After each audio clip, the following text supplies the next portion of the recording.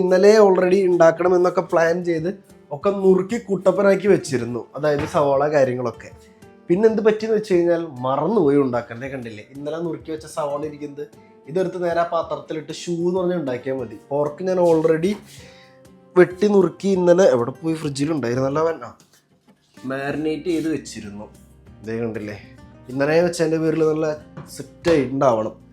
1.25 kilo. അപ്പോൾ എവിടെ നിന്ന് പോർക്ക് മേടിച്ചെന്ന് ചിലവർക്ക് സംശയം ഉണ്ടാവും, മിക്കവർക്കും ഉണ്ടാവില്ല. ഞാൻ ബിദ്രോങ്ങിൽ നിന്ന് മേടിക്കുന്നുള്ളൂ അറിയാം. അപ്പോൾ ഇന്നലെ ഞാൻ ജോലി കഴിഞ്ഞ് വരണ സമയത്ത് ബിദ്രോങ്ങിൽ ചുമ്മാ കയറി ഇപ്പോൾ നല്ല ഡിസ്കൗണ്ട് 6 സ്ലോട്ടി കിലോയ്ക്ക് പോർക്ക് ഇരിക്കുന്നു. മേടിച്ചു ഒരു 1.25 കിലോ.